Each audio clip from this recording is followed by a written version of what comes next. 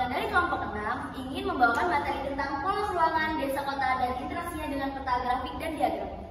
Sebelum itu kita kenalan dulu dengan kelompok 6. Yang pertama ada Faiza Debian, yang kedua ada Arul Dafa, yang ketiga ada Reinhard Gutong, yang keempat ada Taskia Najwa, dan yang kelima ada Sendiri Fidita dan Ayu, dan yang keenam ada Yohanes. Oh iya, sebelum kita masuk ke materi, kita kelas balik dulu yuk apa itu pengertian desa dan kota. Nah, yang pertama di sini ada desa. Menurut Bintangto, desa merupakan perwujudan atau kesatuan geografi, sosial, ekonomi, politik, serta kultural yang terdapat di suatu daerah dalam hubungan dan pengaruh secara timbal balik dengan daerah lain. Dan yang kedua ada kota. Menurut Peraturan Menteri Dalam Negeri Nomor 2 Tahun 1987, Pasal 1, kota adalah pusat pemukiman dan kegiatan penduduk yang mempunyai batasan administrasi yang diatur dalam perundang-undangan serta pemukiman yang telah diperlihatkan watak ciri kehidupan perkotaan. Oke, untuk selanjutnya kita masuk ke materi inti kita, yaitu interaksi desa dan kota menurut teori konsentris. Teori konsentris berdasarkan milik Bourdieu, sebuah kota terbagi dalam 5 kawasan yang mengelilingi seperti sebuah lingkaran. Zona 1, Central Business District atau kawasan pusat untuk kegiatan yang meliputi segala kegiatan politik, ekonomi, sosial, hingga budaya. Yang kedua, Zona 2, Peralihan atau kawasan di mana kebanyakan merupakan jalan besar, tol, jembatan yang sebagian besar penduduk sekitarnya adalah orang-orang yang tunawisma.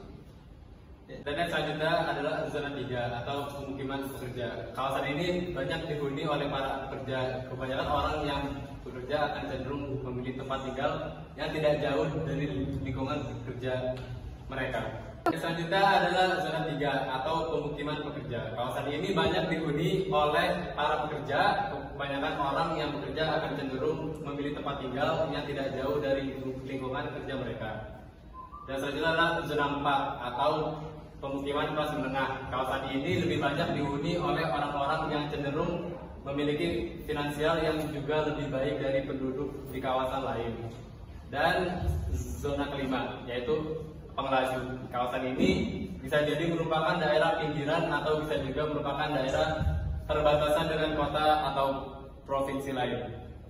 Selanjutnya kita akan menganalisis peta DKI Jakarta menurut teori konsentris.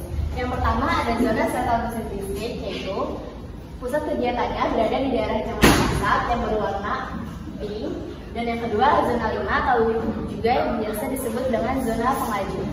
Pada kota Jakarta, daerah penglaju terdapat di Jakarta Barat, Jakarta Selatan, dan Jakarta Timur. Karena daerah-daerah tersebut berbatasan daerah lain seperti Depok, Bekasi, dan Tangerang. Selanjutnya kita akan menganalisis desa Gunung Sari menggunakan teori konsentris, yaitu di zona 1 atau Central Business District. Pusat kegiatan desa Gunung Sari berada di dusun Pagar Gunung atau peta berwarna merah. Dan selanjutnya ada zona 5 atau pengelaju. Desa Gunung Sari memiliki zona pengelaju yang terletak di zona berwarna hijau tua.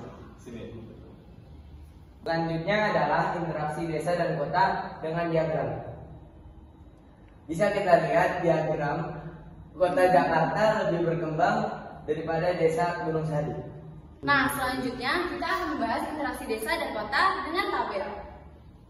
Di sini kita sudah bisa melihat ada beberapa perbedaan di antara kota Jakarta dan desa Gunung Sari. Yang pertama ada di mata pencaharian. Mata pencaharian kota Jakarta sudah sangat beragam, seperti perdagangan dan juga jasa. Masing-masing memiliki peran penting dalam faktor pendorong ekonomi kota Jakarta. Sedangkan di desa Gunung Sari, mata pencahariannya kebanyakan masih homogen seperti bertani, buruh tani, dan juga buruh bangunan.